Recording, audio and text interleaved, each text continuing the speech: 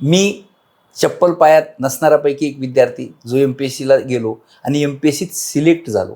सुदैवानं MPSCत सिलेक्ट झालो, त्याची इंटरव्ह्यू घ्यायची मला संधी मिळाली.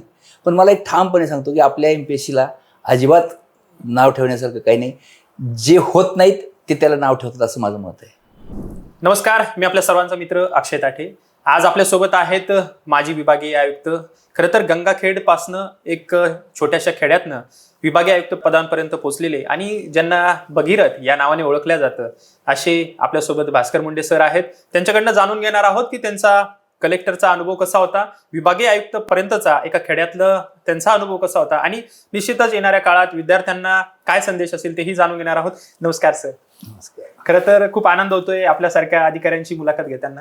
काय सांगाल सर की एक तुमचा अनुभव कसा होता, खेड्यातनं इथपर्यंतचा जो प्रवास आहे त्याबद्दल काय सांगाल? जसं सर्वसाधारण माणसाचा प्रवास तसाच माझाही.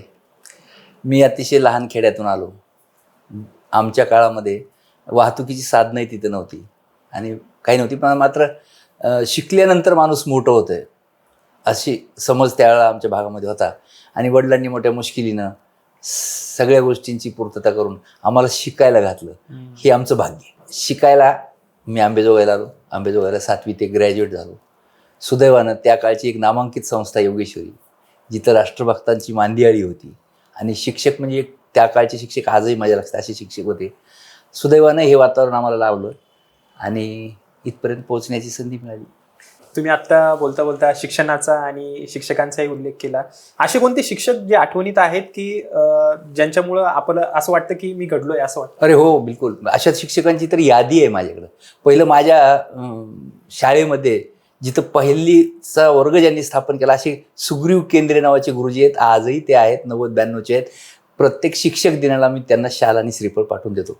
असे सुग्रीव गुरुजी ज्यांनी मला इंग्लिश शिकवलं आणि त्यांनी जो पाया घातला त्या पायावर माझी सगळी इमारत फुलली असा माझा विश्वास आहे. म्हणून आजही 5 सप्टेंबरला मी त्यांना न चुकता फोन करतो आणि शक्य असेल तर शाल श्रीफळ पाठवतो. सर, तुम्ही मला भागीरथ म्हणून ह्या नावाने सुद्धा ओळखल्या जातं. खरं तर पाणी प्रश्न खूप गंभीर आहे आणि त्यासाठी तुम्ही जे काम केलंय तर त्याबद्दल काय अनुभव सांगाल की धुळ्यासारख्या शहरात तुम्ही पाण्यावर जे काम केलंय, नदीजोड प्रकल्पावर काम केलंय, त्याविषयी काय सांगा? नाही, पाणी हा महाराष्ट्राचा जेन्युइन प्रश्न आहे. लहानपणी पाहत होतो. आता लोकसंख्या वाढली, अनंत कारणं झाली, इलेक्ट्रिसिटी आली, शेतीची वापर वाढली, म्हणून पाणी हा प्रश्न महाराष्ट्रामध्ये ज्वलंत आहे. पाणी प्रश्नाकडे बघण्याचे बरेच अँगल्स आहेत. धुळ्यामध्ये आम्ही नदीजोड केला, तो काही विशिष्ट हेतू ठेवून केला नाही. प्राप्त परिस्थितीमध्ये आमची परिस्थिती हाताळण्यासाठी जे काही चांगलं करता येतं ते करण्याच्या हेतून आम्ही नदीजोड केला. सुदैवानं नाशिकमध्ये खूप पाऊस पडला. धुळ्यामध्ये त्यावेळा दुष्काळ आला. नाशिकमधलं पुराचं पाणी आम्ही वेगवेगळ्या मार्गानं ते धुळ्यात आणलं, धुळ्याचे तलाव भरून घेतले. त्यावर्षी तो नदीजोड यशस्वी झाला. पण ह्याचा अर्थ प्रत्येक जिल्ह्यामध्ये तो होईलच असं नाही. पण पाणी प्रश्नाकडे पाहण्याचे 2-3 अँगल आहेत. एक म्हणजे माननीय वसंतदादा पाटील मुख्यमंत्री असताना त्यांनी सांगितलं की पाणी अडवा आणि पाणी जिरवा. त्याप्रमाणे महाराष्ट्रात भरपूर काम झालं. पाणी अडविण्याचे सगळे प्रयत्न आपण केले. मोठी धरणं झाली, छोटी धरणं झाली, मायनर इरिगेशन झाले, पाझर तलाव झाले, नाला बंडिंग झाल्या. म्हणून आपण पाणी अडविण्याच्या बऱ्याच कोशिशी केल्या आणि त्याच्यामुळे पाणी जिरविण्याच्याही कोशिश झाल्या. आता मला वाटते त्या कोशिशींना मर्यादा आलेली आहे. तरी लोकसंख्या वाढते, आपली पाण्याची गरज कमी होत नाही. तर त्याच्यात आता पुढं फक्त असलेल्या पाण्याचा योग्य वापर करणं एवढाच आपला पर्याय आहे. आणि म्हणून ज्या खोऱ्यात जास्त पाणी आहे आणि जे समुद्राला वाहून जाते त्या खोऱ्यातलं पाणी कमी पाणी असणाऱ्या खोऱ्यामध्ये वळविणं हा आपल्या पुढचा प्रश्न आहे. आणि त्याच्यासाठी नदीजोड हा एक उत्तम नमुना आहे. आम्ही नदीजोड केला त्यात एक तत्व फ्रेम केलं की जास्त पाणी असणाऱ्या खोऱ्यातलं पाणी कमी पाणी असणाऱ्या खोऱ्यात आणण्यासाठी जी साधनं असतील ते त्याचा वापर करून आपल्याला त्याचा उपयोग करावा लागेल. आणि त्याच्यानंतर सुदैवानं महाराष्ट्रामध्ये त्या दिशेनं कामही झालं. सरकारच्याही बघण्याचा दृष्टिकोन बदलला. सरकारलाही असं वाटतं आणि म्हणून 2-3 नदीजोडच्या आता मंजुऱ्या झालेत. बघूया, बऱ्याच अडचणीवर मात करून हे होईल अशी अपेक्षा करूया. मराठवाड्यामधले विभागीय आयुक्त असताना मराठवाड्याचा सगळ्यात मोठा प्रश्न तो पाणी प्रश्नच आहे. तर मराठवाड्याचे विभागीय आयुक्त असताना काय काय अनुभव आला आणि येणाऱ्या काळात मराठवाड्याचा पाणी प्रश्न सुटण्यासाठी काय सजेशन असेल अधिकाऱ्यांना? पाऊस सर्वसाधारणपणे तेवढाच पडतो. 10% कमी किंवा 10% जास्त असं कधीच होत नाही. 0% पाऊस पडतो. फक्त पाऊस पडल्यानंतर जे उपलब्ध पाणी आहे ह्याचा उत्तम वापर करणं माणसाच्या हातात आहे. त्याचं वेस्टेज होणार नाही एवढं आपण बघितलं पाहिजे. एक. दुसरं, पीक संरचनेचा भाग आला. आता आमच्या लहानपणी माझ्या गावामध्ये फक्त 2 विहिरी होत्या आणि 2 एकर ऊस असायचा. आता तिथे इलेक्ट्रिसिटी आली, अनंत विहिरी झाल्या, शासनाच्या योजना आल्या आणि म्हणून पाण्याचा प्रचंड वापर झाला, लोकसंख्या प्रचंड वाढली. म्हणून आता भविष्यामध्ये पाणी ही अत्यंत प्रेशियस गोष्ट होणार आहे आणि याच्यासाठी वादविवाद अटळ आहेत. म्हणून आतापासूनच कॉशन झाली पाहिजे, पाण्याचं रिसायकल केलं पाहिजे. शहरांमध्ये प्रचंड पाणी वापर वाढला. ह्या आपली जी धरणं बांधली गेली शेतीपेक्षा ती शहरांमध्येच युटिलाइज झाली, खरं म्हणजे ही काही चांगली बाब नाही आहे. तर या शहरांच्या पाणी वापरामध्ये थोडासा रेग्युलेशन आणलं पाहिजे, शेतीच्या पाणी वापरावर रेग्युलेशन आणलं पाहिजे आणि पाण्याचा वेस्टेज होणार नाही हे आपल्या सगळ्यांनी बघितलं पाहिजे. पर्यावरणाकडे आपण लोक पाहत नाही. पावसाचं प्रमाण का कमी झालं याच्या कारणांमध्ये जात नाही. आपण तात्कालिक योजना करतो आणि विसरून जातो. माननीय अण्णा हजारे साहेबांनी जे प्रिन्सिपल अडॉप्ट केलं आणि जे सांगितलेलं इकोसिस्टममध्ये की मूलस्थानी जलसंधारण, पाऊस पडल्यानंतर त्याच भागामध्ये त्याचे थेंब थेंब जिरला पाहिजे, आडला पाहिजे. आणि तर हा एक चांगला मार्ग आहे पाणी प्रश्न सोडवण्याचा. आणि याच्यात एक तात्विकता स्वीकारता येणार नाही. ज्या भागामध्ये जे उपलब्ध आहे आणि जे करता येईल त्या भागामध्ये त्या लोकांनी ते केलं पाहिजे, जेणेकरून एक व्याख्या करता येणार नाही की पाणी प्रश्न कसा सोडवावा. ती व्याख्या एका विशिष्ट भागाला लागू होईल तर दुसऱ्या भागाला लागू होणार नाही. म्हणून आपल्या भागामध्ये जसा संसार आपण करतो त्याप्रमाणे पाण्याचा योग्य वापर करून ते पाणी आपल्याला पुरेल कसं याचा विचार समजावून केला पाहिजे. आता छत्रपती संभाजीनगरचाही पाणी प्रश्न खूप गंभीर आहे. दिवसेंदिवस तो प्रश्न वाढतच चाललाय. यावर एक सजेशन काय असेल? आता ते पाणी युटिलाइज, कारण पाणी तर धरणात आहे पण ते येण्यापर्यंतच पोहोचत नाहीये. आणि तुम्ही सगळेच वाचताय या प्रश्नाचं मी काय उत्तर देणार आहे. ह्या प्रशासकीय अडचणींना पार करून जे उपलब्ध ज्या योजना आहेत त्याच्यावर त्वरित मार्ग कसा काढता येईल, अधिकारी आणि कार्यकर्ते, पॉलिटिकल स्पेअरचे नेते हे सगळ्यांनी एकत्र बसून त्याच्यावर मार्ग काढले पाहिजे. हे खरं आहे की उशीर झालाय, हे खरं आहे की समाजाला वाटते काहीतरी चुकलंय आणि चुकलंय हे स्वीकारून त्याच्यावर योग्य ती तडजोड केली पाहिजे, त्याशिवाय पाणी प्रश्न सुटणार नाही. तसं आपलं संभाजीनगर शहर अत्यंत वाढणारं शहर आहे, भविष्य त्याला प्रचंड आहे. मी सुदैवानं 10 वर्षे DMICचा डायरेक्टर म्हणून काम केलं. मला माहिती आहे की ह्या पुढच्या 5 वर्षात शहराला प्रचंड विकासाचं गती येणार आहे आणि त्या गतीला जर योग्य ठेवायचं तर पाणी पुरविलं पाहिजे. सगळ्यांनी म्हणून पाणी आणण्याची कोशिश केली पाहिजे. गंगाखेडमधनं तुम्ही आलेला आहात. गंगाखेडमध्ये पाणी प्रश्न खूप गंभीर आहे, कारण ते टेकडावरचं सगळ्यात मराठवाड्यातलं टेकडावरचं शहर आहे. तिथं पाणी प्रश्न खूप गंभीर आहेत. त्यामुळेच तुम्ही पाण्यासाठी काम केलं असं वाटतं का? की म्हणजे लहानपणापासून बघताय पाणी हा माझा पॅशनचा भाग आहे. कसं आहे, मी शेतीतून आलो. जिथं शेतकऱ्याला पाणी मिळतंय तो काहीतरी धडपड करून हिरवळ निर्माण करतो. मी अशा भागातून आलो की जिथं चिमणीला पाणी उन्हाळ्यात मिळत नव्हतं आणि आम्ही बैलगाडीवर ड्रम ठेवून पाणी आणलेलं आहे. त्याच्यामुळे पाणी हा चिंतनाचा माझा विषय होता आणि निसर्गामध्ये ह्या गोष्टी चालत असतात. परवा पाण्याची जी व्यथा आहे ती आमच्या भागातली मी पाहून त्याच्याकडे बघण्याचा माझा एक दृष्टिकोन बदल. आता त्यातले त्यात योजना आणणं, मोठ्या योजना आणून त्या कार्यान्वित करणं ह्या फार पुढची गोष्ट आहे. माझं मत आहे की तुमच्या हातात जे उपलब्ध आहे त्याचा काटकसरीनं वापर करून त्याच्यात बचत कशी करता येईल हे प्राधान्यानं पहा. मराठवाड्यात मी आयुक्त असताना एक छोटीशी गोष्ट की त्यावर्षी खूप पाऊस झाला आणि धरणं, नद्या, नाले प्रचंड वाहू लागले. ऑक्टोबरमध्ये हे सगळं जात होतं आणि आपल्या भागामध्ये पिकांचे पंचनामे का केले नाहीत म्हणून माझ्याकडे बरेच कार्यकर्ते तक्रार घेऊन आले आणि मी सांगितलं की पिकं तर चांगली आली त्यावर्षी. सुदैवानं ईश्वरानं जर दिलं तर आपण त्याचे आभार मानले पाहिजे आणि आता हे जे वाहून जातंय पाणी त्याचा उपयोग चांगला केला पाहिजे. बरोबर. काय केलं पाहिजे तर आपल्याकडं केटीवेअर नावाची एक संज्ञा आहे. केटीवेअर नावाची एक स्ट्रक्चर नदीवर बांधलं जाते. हे मागच्या 2-3 दशकापूर्वी कोल्हापूर जिल्ह्यात निर्माण झालेली ही पद्धती. पाझर तलाव करण्यासाठी लँड ॲक्विजिशन करावं लागतंय, त्या भागामध्ये जमीन मिळत नाही. म्हणून त्यांनी पर्याय काढला की नदीवरच एक स्ट्रक्चर तयार करा, नदीच्या 5-6 किलोमीटर पाणी साठवा. हे केटीवेअर झालं, हे सगळीकडे मान्य झालं आणि मराठवाड्यातही केटीवेअर तयार झाले. त्यावर्षी आम्ही हिशोब केला तर जवळपास मराठवाड्यात काहीतरी 2100 केटीवेअर तयार झाले होते, पण कुठल्याही केटीवेअरमध्ये पाण्याचा थेंब साठत नव्हता. मग आम्ही आता उपलब्ध काय आहे तर केटीवेअरला गेट बसविणे याचा एक आढावा घेतला. गेट कुठं पडले होते ते बसविले आणि त्या वर्षी सगळ्या मराठवाड्यामध्ये जवळपास 1800 ते 1900 केटीवेअरला आपण गेट बसविले. एक मोसम रब्बीचा 60,000 एकरला आपण पाणी देऊ शकलो आणि त्याच्यामुळे थोडीशी संपन्नता आली. माझं काय म्हणणं आहे की फार योजना मोठ्या सरकारच्या योजना आहेत त्या तर सरकार राबविलंच, पण आपण सगळ्यांनी मिळून जे आपल्या हातात आहे ते करून पाण्याची बचत केली पाहिजे. निश्चितच. सर, तुम्ही खेळासाठी खूप चांगलं काम केलं, म्हणजे उत्तम असं स्टेडियम सुद्धा तुम्ही धुळ्यामध्ये बांधलं. त्याचं कौतुक स्वतः अजितदादांनी केलं. काय सांगाल अजितदादांची आठवण म्हणून? अजितदादांच्या बऱ्याच आठवणी माझ्या मनामध्ये आहेत. तर म्हणजे त्यांच्याबरोबर मी 15 वर्षे काम केलं आणि मला तरी असं वाटतं की मी त्यांचा खूप आवडीचा अधिकारी होतो. इथं विभागीय आयुक्त असताना सगळ्या गोष्टींची त्यांची संपर्क असा. धुळ्यामध्ये ज्यावेळेला मी पहिल्यांदा त्यांना भेटलो आणि धुळ्यामध्ये राज्य शासनाची जी योजना आहे की जिल्हा क्रीडा संकुल निर्माण करायची, त्यावेळेला ती नवीन झाली होती. 4 कोटीचे फंड्स आमच्याकडे आले होते आणि मी बाजारातून 12 कोटी उभे करून एक अत्यंत सुंदर स्टेडियम निर्माण केलं होतं. मी दादांना विनंती केली की आम्ही चांगलं काम केलं, आपण पहा. त्यांनी अर्ध्या तासाचा वेळ दिला. सकाळी 7 वाजता ते नेहमीच्या रस्त्याप्रमाणे आले. अर्ध्या तासाच्या ऐवजी ते 1.5 तास तिथं थांबले.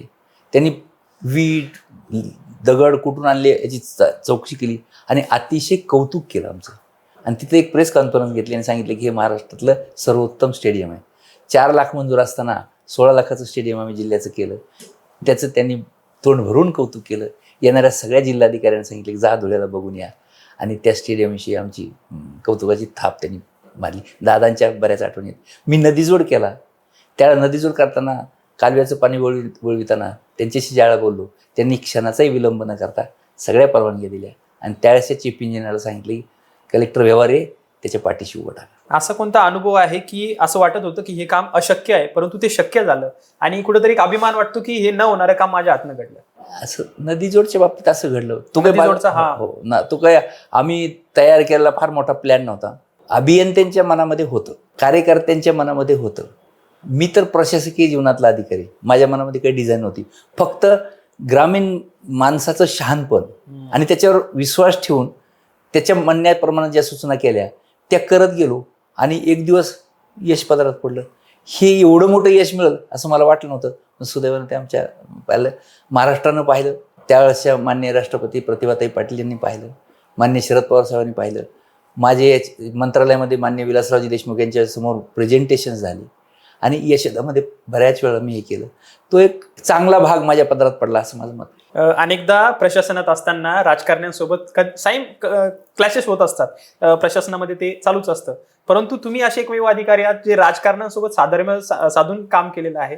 काय सांगाल अनुभव? कारण की अनेकदा राजकारणी आणि प्रशासन याचं साधर्म्य कसं साधायचं? राजकीय नेते खराबच असतात असं माझं अजिबात मत नाही. महाराष्ट्रात अप्रतिम नेते होऊन गेले, खूप चांगले राजकारणी झाले आणि खूप चांगले प्रशासक झाले. ते जर झाले नसते तर कितीही म्हणलं तरी महाराष्ट्राचा खूप चांगला विकास झालाय, तो झाला नसता. खरं, बरोबर आहे. आता आपण सगळीकडून ऐकतो की राजकारण खराब झालं. काय, थोडं खराब होण्याची स्पीड जास्त झाली हे मला मान्य आहे, पण सगळंच खराब झालं अजिबात नाही. आणि राजकारण्याला सुद्धा नाही म्हणण्याची एक पद्धती आहे. तेही हुशार असतात, आपल्यापेक्षाही ते जास्त हुशार असतात असं माझं मत आहे. पण नाही म्हणण्याची एक पद्धत आहे. त्यांच्या काही राजकीय अडचणी असतील त्यावेळेला ते आपल्याला बोलतात, पण आपण खाजगी जर त्यांना सांगितलं की असं असं याचे परिणाम असे होतील तर बऱ्याच वेळा ते ऐकतात असा माझा जीवन अनुभव आहे. आणि त्याच्यातून फ्रिक्शन नाही येता कामं होतात. प्रत्येक काम म्हणजे त्यांच्याशी वाद करून आपण फार काही करतोय असं काही माझा समज नाही आहे. समन्वयाने गेलं तर गाडी चांगली जाते, स्मूथली जाते, तिचा ॲक्सिडेंट होत नाही. आणि समन्वयाचा अर्थ कॉम्प्रोमाइज असाही नाही. इलिगल न करताही राजकीय नेत्यांना कन्व्हिन्स करता येतंय आणि ते माझ्या जीवनामध्ये मी केलंय. हा माझा जीवन अनुभव मी सांगू शकतो. क्या बात.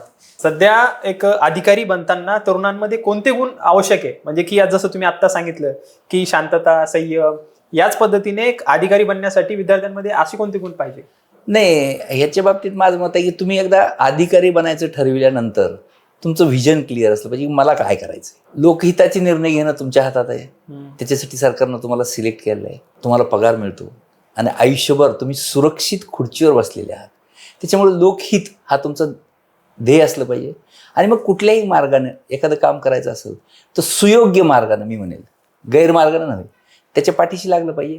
जर का तुमचा हेतू ठीक असेल, तुमचा काम करण्याची पद्धत ठीक असेल तर राजकीय नेते फार विरोध करतात अशातली बाब नाही. जनताही तुमच्यासोबत येते आणि एकंदरीत तुम्ही जर यश मिळवलं तर त्याचा आनंद तुम्हाला उपभोगता येतो. मी त्याच्याकडे नकारात्मक दृष्टीनं पाहत नाही. नोकरीमध्ये आनंद आला. मला सुदैवी म्हणावी की मला नेतेही चांगले भेटले, कार्यकर्तेही चांगले भेटले. माझ्या हातात कुटुंब मिशाप झाला नाही आणि प्रचंड वादग्रस्त परिस्थिती काही मला निर्माण झाली नाही. त्याच्यामुळं कार्यकर्ते, नेते हे काही वाईट असतात हा माझा काही संबंध नाही. बऱ्याचदा असं बोललं जातं की नवीन नवीन अधिकारी असतो, 5 वर्ष तो चांगलं काम करतो पण सिस्टीममध्ये आल्यानंतर तो बदलून जातो. खरंच सिस्टीम बदलून टाकते का? नाही, आता हा व्यक्तिगत जीवनाचा भाग आहे. याच्यावर मला काय कॉमेंट करता येईल? तो ज्याच्या त्याच्या विश्वासाचा, त्याच्या विचारधारेचा भाग आहे. पण असं सिस्टम बदलते असं काही वाटत नाही.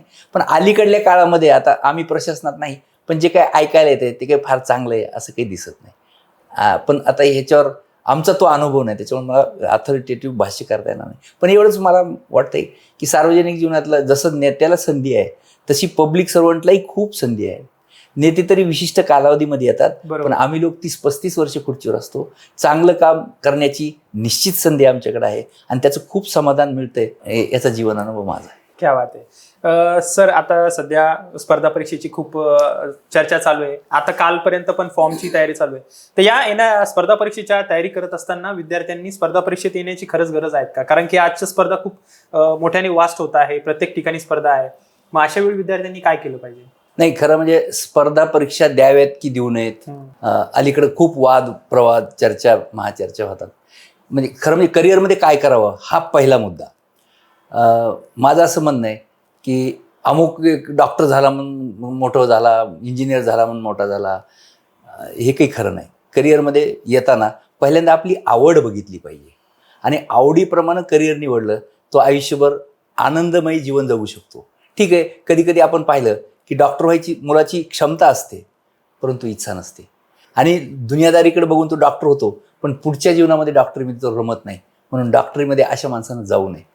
तसं स्पर्धा परीक्षा एक उत्तम चरितार्थाचं दालन खोलणारा एक विषय आहे. स्पर्धा परीक्षा द्याव्यात का? तर जरूर द्याव्यात. जे हुशार विद्यार्थी आहेत त्यांनी प्रशासनात यावं, प्रशासनामध्ये बरंच प्रगती करण्याची संधी आहे, जरूर द्याव्यात. पण देत असताना हल्लीच्या पिरियडमध्ये मला एक ट्रेंड दिसतो की ग्रामीण भागातून विद्यार्थी येतात, कुणीतरी एक कलेक्टर येतो, कुणीतरी एक मोठा अधिकारी येतो, त्यांच्याशी प्रबोधनाचं एक भाषण देतो. स्पर्धा परीक्षा म्हणजेच सर्वस्वी आहे असं त्यांच्या मनावर काहीतरी बिंब येतो. मग क्लासेसचा पेव फुटलं, मग त्या क्लासेसवाल्यांनी सुद्धा स्पर्धा परीक्षा म्हणजेच जीवनामरणाचा प्रश्न आहे अशा प्रकारची एक समाजात निर्माण करून दिली. माझं मत आहे स्पर्धा परीक्षा दिली पाहिजे, नक्की द्या, पण देत असताना आपली क्षमता ओळखा. खरं. जरूर या, स्पर्धा परीक्षेला बसा, पहिला आयटम द्या, दुसरा आयटम द्या, तिसरा आयटम देऊन जर तुम्ही सिलेक्ट झाले नाहीत तर मग आपल्या क्षमतेला तपासलं पाहिजे. ही वेळ आली आहे असं समजून आपण तपासलं पाहिजे. आणि स्पर्धा परीक्षा देणंच म्हणजे काही जीवन नाही. आता जग तर इतकं मोठं झालं आहे की कुठल्याही क्षेत्रामध्ये तुम्ही पॅशननं जर जाल तर स्पर्धा परीक्षेपेक्षा मोठे होऊ शकता. म्हणून स्पर्धा परीक्षा दिली पाहिजे, पण त्याचबरोबर त्याची काही मर्यादा आहे हे जाणून घेतलं पाहिजे. हल्ली मला बघायला मिळते की मोठमोठी भाषणं देतात, नंतर खेड्यातल्या आईवडिलांचे मोठे हाल होऊन सुद्धा ते आपल्या पोराला कलेक्टर कमिशनर होण्याच्या इच्छेनं शहरात पाठवतात. त्याची क्षमता नसते बऱ्याच वेळा. अशा वेळेला तो मुलगा सिलेक्ट होत नाही आणि मग नसलेले टोकाचे पाऊल उचलले जातात, काही घटना घडतात. त्यामुळे मला असं म्हणणं आहे की स्पर्धा परीक्षा द्या, पण विशिष्ट मार्गक्रमानंतर तुम्ही वापस पहा, एकदा रिव्ह्यू घ्या आणि मग मार्ग बदला. नेहमी स्पर्धा परीक्षा देणाऱ्यांना माझं असं म्हणणं आहे की प्लॅन बी तयार ठेवला पाहिजे. जर तुम्ही तिकडे सिलेक्ट झाला नाहीत तर आयुष्य संपलं असं अजिबात नाही. प्लॅन बी घ्या आणि प्लॅन बीच्या दिशेने तुम्ही जरूर जा. तुम्ही आत्ता बोलता बोलता सांगितलं की कोचिंग क्लासेसमध्ये म्हणजे मोस्टली असं आढळतं, कोचिंग क्लासेसवालेच एखाद्या अधिकाऱ्याला प्रमोट करतो, तो अधिकारी त्या कोचिंग क्लासेसमध्ये जातो आणि विद्यार्थ्यांमध्ये सांगतो की स्पर्धा परीक्षा, जसं तुम्ही आता सांगितलं. यावरनं कुठेतरी हे जे मार्केट आहे कोचिंग क्लासेसचं दिवसेंदिवस वाढत चाललेलं आहे. यावर कसं आळा घालणार आणि यांना कसं सांगणार? कारण की अनेक शेतकरी जमीन गहाण ठेवून मुलांना पुण्यासारख्या सिटीमध्ये किंवा शहरामध्ये पाठवतात, पण तो खर्च आहे, त्याचं जे राहणं खाणं, मग तो कष्ट करतो, परंतु ते यश मिळत नाहीये. तर त्यावर काय सांगा? नाही, दुर्दैवानं कसं आहे की स्पर्धा परीक्षा आपण म्हणतात तसं मागच्या काही 10-20 वर्षामध्ये स्पर्धा परीक्षेचं एवढं जाहिरातबाजी झाली, करिअरला किती ते महत्त्वाचं मोठमोठी भाषण झाली. पण माझं असं म्हणणं आहे की आता क्लासेसवर किंवा त्या विद्यार्थ्यांवर बंधन घालणं कुणाच्या क्षमतेतलं नाही, पण समाजामध्ये विचारधारा ही सत्यानं गेली पाहिजे, अशी विचारधारा पोहोचली पाहिजे. आता समजा स्पर्धा परीक्षेची एक मर्यादा आहे, दरवर्षी शासनाच्या एक विशिष्ट जागा निघतात. समजा 1000 जागा निघाल्या तर हे लक्षात घेतलं पाहिजे विद्यार्थ्यांनी की 1000च्या जागी लाखो विद्यार्थी त्या क्षमतेचे आहेत, पण सगळेच काही सिलेक्ट होणार नाहीत. ते 1000 जे सिलेक्ट झाले ते नशिबाने कदाचित निघाले, पण तुम्ही सिलेक्ट झाला नाहीत याचा अर्थ तुमच्यात काही नाही असं अजिबात नाही. म्हणून स्पर्धा परीक्षेत बसताना पहिल्यांदा मला असं वाटतंय की आपली क्षमता ओळखा, कष्ट करण्याची ताकद ओळखा आणि ते कष्ट करण्याची ताकद क्षमता ओळखूनही जर एखाद्या वेळा झालं नाही तर तुमच्यात काही कमी आहे अशातली अजिबात बाब नाही. प्लॅन बी कडे जा आणि त्याप्रमाणे तुम्ही प्रगती करा. काही ना काही आयुष्यात हातात लागते. आता तर ह्या आमच्या वेळेला तरी क्षेत्र फार लिमिटेड असायचे, आता इतके क्षेत्र झालेत. एखाद्या क्षेत्रामध्ये विद्यार्थ्यांना जर प्रगती केली तर त्याच्या हातात काही लागू शकते. अमर्याद प्रगतीचे दालनं खुले झालेत असं आज माझं मत आहे. बरोबर. आता जसं तुम्ही बोललात की 4 ते 5 लाख विद्यार्थी फॉर्म भरतात, परंतु रिझल्ट लागताना फक्त 1-2% सिलेक्ट होतात. मग अशा विद्यार्थ्यांनी प्लॅन बी तयार ठेवलं पाहिजे. बरं, आता प्लॅन बी करताना सर्वात जास्त स्पर्धा परीक्षेची तयारी करताना कोणते कोणते गुण त्यांच्या म्हणजे आवश्यक आहेत? जसं की इथिक्स जे आहेत, आजकाल इथिक्स शिकवला जातो स्पर्धा परीक्षेमध्ये, परंतु अधिकारी झाल्यानंतर इथिक्स पाळल्या जात नाही. तर याकडे कसं बघतो? स्पर्धा परीक्षेला बसताना ती एक परीक्षा आहे हे लक्षात ठेवा. कोणतीही परीक्षा तीही एक परीक्षा आहे. त्याचा एक सिलेबस आहे. तो जसे आपण परीक्षेत जातो त्याप्रमाणे बारकाईनं जाऊन तो सिलेबस आत्मसात करा. त्याच्यानंतर 1-2 वेळा समजा अपयश आलं तरी खचून जाऊ नका. तिसऱ्या वेळा तुम्हाला यश आलं तर इंटरव्ह्यूला जा. इंटरव्ह्यूला जाताना मात्र 1-2 गोष्टी मला सांगाव्याशा वाटतात की ग्रामीण भागातले पोरं इंटरव्ह्यूला जातात त्याला त्यांचे काहीतरी चुकीचे समज असतात की मी सुटापुटात गेलो तर माझं इम्प्रेशन पडेल, मी इंग्रजीतच बोललो तर मला ते विचारतील. असं अजिबात नाही. इंटरव्ह्यू घेणारी माणसं खूप सिनियर असतात. त्यांना तुमच्यातले गुण शोधायचे असतात. ते तुम्हाला डिस्करेज कधीच करत नाहीत. कुठल्याही भाषेत बोललात तरी तुमच्यावरती रागवत नाहीत. तुमच्यामध्ये जे पॉझिटिव्ह आहे तो काढण्याचा त्यांचा प्रयत्न असतो. मात्र तुमचे विचार स्पष्टपणे मांडा. लवाडी करू नका. वैचारिक लवाडी. प्रश्नाचं उत्तर देत असताना आपल्याला जे खरं वाटतं ते स्पष्टपणे सांगा. आपली मतांतर करा आणि त्याच्यातून बरेच पोरं सिलेक्ट होतात असं माझं म्हणणं आहे. सर, आता तुम्ही इंटरव्ह्यूचा उल्लेख केला. तुम्ही स्वतः इंटरव्ह्यूच्या एका पॅनलमध्ये पण होतात.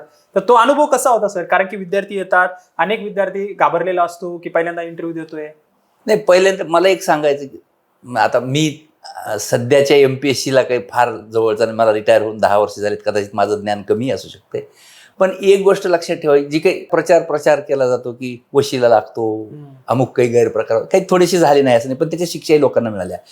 मी चप्पल पायात नसणाऱ्यापैकी एक विद्यार्थी जो MPSCला गेलो आणि MPSCत सिलेक्ट झालो. सुदैवानं MPSCत सिलेक्ट झालो, त्याची इंटरव्ह्यू घ्यायची मला संधी मिळाली. पण मला एक ठामपणे सांगतो की आपल्या MPSCला अजिबात नाव ठेवण्यासारखं काही नाही. जे होत नाहीत ते त्याला नाव ठेवतात असं माझं मत आहे. म्हणून हिंमत असेल तर ईश्वरावर भरोसा ठेवा. खूप अभ्यास करा. सत्यानं राहा. सत्याची कास धरा. जर तुमच्या नशिबात असेल तर MPSC मिळेल. आता जाहिरात निघल्यापासून म्हणजे बऱ्याच गोष्टी होतात. म्हणजे जे अभ्यास करताना अनेक अडचणी येतात. जे शेतकऱ्यांचा, जसं तुम्ही आता एका खेड्यातनं आलात, अनेक अडचणींचा सामना करून तुम्ही अधिकारी झालात. परंतु हाच सामना करताना अनेकदा अनेक विद्यार्थी खचून जातात की माझ्याकडनं होईल का, माझ्याकडनं होणार नाही. तर ह्यावेळी जे डिप्रेशनमध्ये गेलेले विद्यार्थी आहेत त्यांना काय संदेश द्याल की बाबा होणार आहे की नाही होणार? कसं नाही, डिप्रेशनमध्ये जायचं मग तेच तर म्हणलं ना मी, MPSC एक संधी म्हणून तिच्याकडे बघा. पण MPSCला सिलेक्ट नाही झालं तर जीवनच संपलं अजिबात नाही. जीवनाचे अनंत दालनं आता खुली झालेली खूप. बघा, एक गोष्ट सांगतो मी तुम्हाला की आपल्या महाराष्ट्रामध्ये 95% जो विद्यार्थी आहे त्याच्यामध्ये वडील डॉक्टर किंवा इंजिनियरच पाहतो. म्हणजे 95% जे हुशार विद्यार्थी आहेत ते डॉक्टर इंजिनियरला गेले. माझा नंबर लागला नाही. मी मध्यम विद्यार्थी BSc झालो. बरोबर. माझं नशीब शोधत गेलो, मी IAS झालो. कालांतरानं जे विद्यार्थी माझ्यापेक्षा हुशार होते आणि डॉक्टर झाले ते विद्यार्थी माझ्या हाताखाली आले. हे इथंच थांबत नाही. पण मी सुद्धा अशा माणसांच्या हाताखाली काम करतो किंवा केलेलं आहे की जे माझ्याहीपेक्षा क्वालिफिकेशन कमी होते. पण याचा अर्थ असा नाही की त्यांचे कष्ट कमी आहेत. कष्ट करण्याची वृत्ती ठेवा. माझं एवढं सांगणं आहे की तुमची आवड पहा. आवड ज्या दिशेने असेल तिथे कष्टाची तयारी ठेवा. सत्याची कास धरा. ईश्वर तुमच्या पदरात काहीतरी टाकण्याची राहत. बरोबर. कलेक्टरकडे कोणत्या कोणत्या पॉवर असतात हा सामान्य प्रश्न विचारला जातो की अधिकार म्हणजे काय काय करू शकतो? कोणत्या कोणत्या प्रशासनात असताना समजा एक कलेक्टर आहे त्याच्याकडे कोणते कोणते अधिकार असतात? नाही, कलेक्टर आणि कमिशनर किंवा हे एक तर जिल्हा प्रमुख तर ते आहेतच. महसूल प्रशासनाचे ते प्रमुख तर आहेतच. पण ते खरे समन्वयक आहेत. शासनाचा प्रतिनिधी म्हणून ते काम करतात. आता शासनाच्या कार्यपद्धतीमध्ये बऱ्याच खात्यांचे त्यांच्याकडे अधिकार असतात. पण हे सगळे अधिकार वापरायला कलेक्टरकडे वेळ नसतो. तो खालच्या अधिकाऱ्यांवर विश्वास ठेवून चालत असतो. पण कलेक्टरकडे जर का पॉवर वापरले तर एखादं चांगलं काम तडीस नेण्याचे नक्की अधिकार आहेत असं माझं मत आहे. कारण जिल्ह्याचा बॉस असल्यामुळे तो प्रत्येक गोष्ट करू शकतो. जिल्हाधिकाऱ्याच्या खुर्चीला एक आणखीन गरिमा आहे. त्याच्या खुर्चीला कुणी अनादर आणखीन तरी करत नाही. नेत्यांना त्याने जर एखादा प्रस्ताव पाठवला तर तो गांभीर्यानं पाहिला जातो आणि बऱ्याच वेळा त्याच्याकडे चांगलं लक्ष दिलं जाते. म्हणून जिल्हाधिकारी जर सक्षम असला, लोकहिताच्या दृष्टीने बघणार असाल तर जिल्ह्याचा बराच फायदा होतो असं माझं मत आहे. बरं, आता जाता जाता तरुणांना आणि व्यक्तिशः पालकांना काय संदेश द्याल? कारण की अनेक पालक कलेक्टर बनण्याचा हट्ट आज धरून पोराचं आणि बरेच नुकसान करून घेतात. नाही, पालकांना आता मी पालक होतो, मला वाटतं त्या भूमिकेत मी आता आलेलो आहे. पालकांना एवढं सांगता येईल की त्याचा ओढा बघा, त्याची आवड बघा आणि त्याला जे करता येते ते करू द्या, त्याला सपोर्ट करा, सांगून बघा, सांगायला हरकत नाही. तुमचे विचार त्याच्या पर्यंत जातील हे त्याला दाखवा, परंतु त्याच्यानंतर सिलेक्ट काय करायचे त्याला सिलेक्ट करू द्या, त्याच्या मार्गाने त्याला जाऊ द्या आणि त्याला मदत करणं तुमचं काम आहे, एवढंच करा, बाकी आग्रह करू नका. विद्यार्थ्यांना काय सांगाल? विद्यार्थ्यांना एवढं सांगेल की तुम्हाला संधी भरपूर आहेत, आता संधीचे दालनही भरपूर उघडे झालेले आहेत. आमच्या वेळेला अत्यंत मर्यादित स्वरूपाच्या संधी, आता त्याचं विजन खूप मोठं झालंय. जग हे खेडं झालंय आपण म्हणतो ग्लोबली, म्हणून कुठल्याही विषयामध्ये जिथे तुम्हाला गती आहे असं सिलेक्ट करा. आणि एक नक्की, मला बऱ्याच वेळा कॉलेजांमध्ये प्रश्न विचारला जातो, मी प्रमुख पाहुणा म्हणून जातो की कोण श्रेष्ठ, इंजिनियर श्रेष्ठ की डॉक्टर श्रेष्ठ की IAS श्रेष्ठ की IPS श्रेष्ठ की नेता श्रेष्ठ का, कोण श्रेष्ठ? ह्या प्रश्नाचं उत्तर मला देताच येत नाही. त्याचं कारण आहे की जो इंजिनियर चंद्रावर यान पाठवतो त्याची डॉक्टरची बरोबरी कशी करता येईल? जो डॉक्टर एखाद्या पेशंटला मृत्यूच्या दारातून वापस आणतो त्याची कंपॅरिझन कशी करता येईल? तो श्रेष्ठच आहे. खरंय. एक IAS अधिकारी एक जिल्हा सुधारू शकतो, त्याला इतरांची कसं, म्हणून सगळेच श्रेष्ठ आहेत. श्रेष्ठ तो जो आपल्या जागी इमानदारीनं काम करतो. इमानदार न काम करा, मला वाटतं मग आपल्या देशाचं भवितव्य ठीक आहे असं मला वाटतं. निश्चितच, खरंच ही चर्चा न थांबणारी आहे. खरंच सरांचा अनुभवही खूप मोठा आहे आणि थोडक्यात पण सरांनी खूप सांगितलं की प्रत्येक क्षेत्रात आपण इमानदारीने काम केलं तर ते निश्चितच श्रेष्ठ आहे. कलेक्टरची जागा म्हणजे एक पद आहे, कलेक्टर असो किंवा एक डॉक्टर असो किंवा इंजिनियर असो, सगळे पद सारखेच आहेत. खरं तर खूप धन्यवाद सर की आपण आपला अमूल्य वेळ काढून आमच्यासाठी आलात. काय सांगाल? थँक्यू. आपण मला संधी दिली, आपल्या चॅनलला बोलविलं. आपल्या चॅनलला माझ्या अनंत शुभेच्छा. जगातल्या सगळ्या प्रवाहांशी निगडीत राहा, चांगलं वाईट हे पाहण्याची दृष्टिकोन ठेवा आणि सत्याची कास धरा. ईश्वर तुम्हाला यश देव अशी माझी शुभेच्छा. थँक्यू.